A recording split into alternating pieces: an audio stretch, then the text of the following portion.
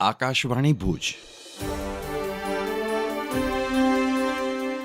પ્રસ્તુત છે અખબારોની હેડલાઇન્સનો કાર્યક્રમ હેવર હેવર.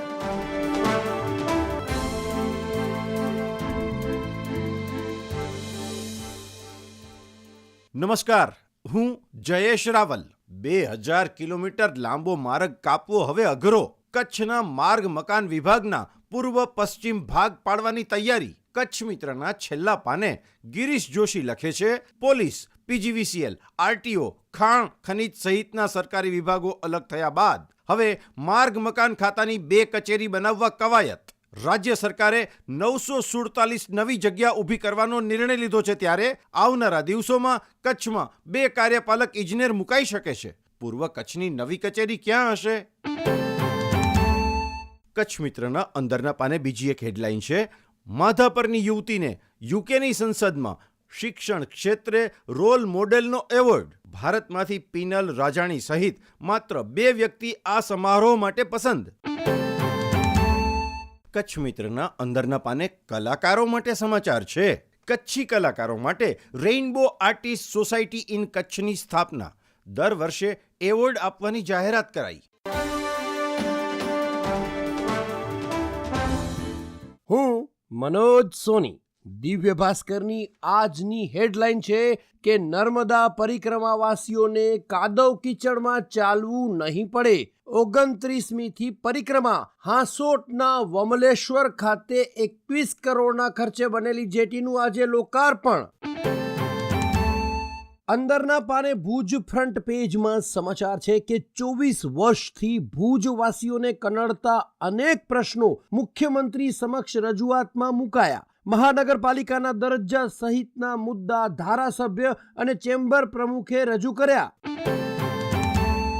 દિવ્ય ભાસ્કરના અંદરના પાને સમાચાર છપાયા છે કે ભીરંડિયારા ટોલ નાકાના ભાવમાં 1 એપ્રિલથી વધારો લાગુ કરાશે.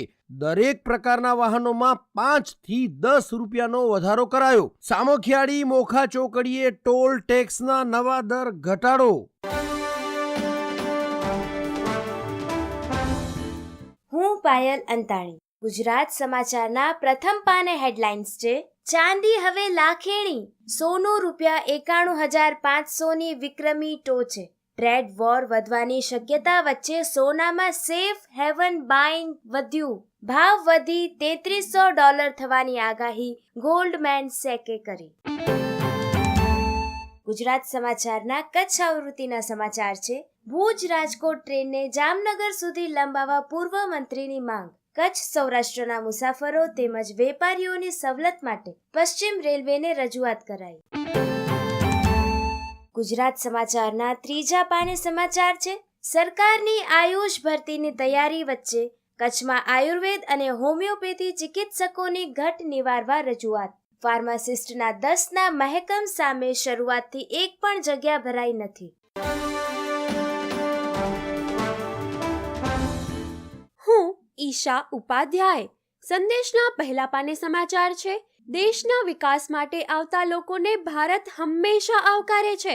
લઘુમતીઓ માટે ભારત જેવો સુરક્ષિત દેશ એક પણ નથી. ગૃહમંત્રીએ લોકસભામાં જણાવ્યું, ભારત કંઈ ધર્મશાળા નથી. અમિત શાહ. ઇમિગ્રેશન બિલ પસાર. દસ્તાવેજો વિના ભારતમાં પ્રવેશ કરનારા સામે સખત પગલાં લેવાશે. જે વ્યક્તિ રાષ્ટ્રીય સુરક્ષા અને દેશ માટે ખતરો જણાશે તેમને ભારતમાં પ્રવેશ અપાશે નહીં. બહારથી આવનારા પર નજર રખાશે.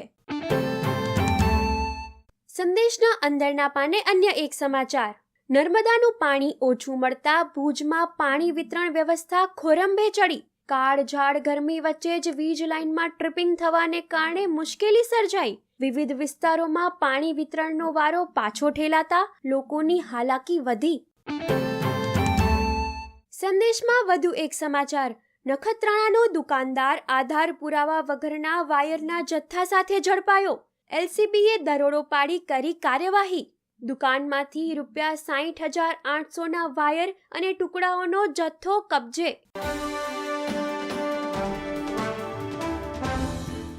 હું નીરજ મચ્છર. ફૂટબોલ ગેમ માટેના ફેન્સ ભારતમાં ભલે ઓછા જોવા મળે છે, પરંતુ આંતરરાષ્ટ્રીય સ્તરે ફૂટબોલનું ઘણું જ મહત્વ છે. અંડર 14 ભારતીય ફૂટબોલ ટીમમાં પાટણના માનવ પટેલની પસંદગી. ગઈકાલના કચ્છ મિત્રમાં આ સમાચાર છપાયા.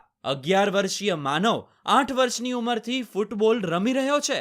માત્ર 3 વર્ષના ગાળામાં માનવે ફૂટબોલ ક્ષેત્રે અનેક સિદ્ધિઓ મેળવી.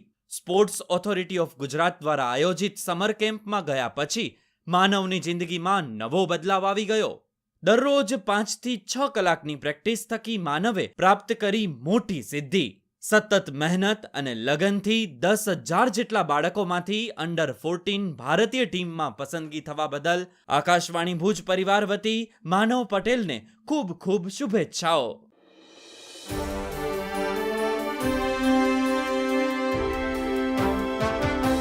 અખબારોની હેડલાઇન્સનો કાર્યક્રમ હેવર હેવર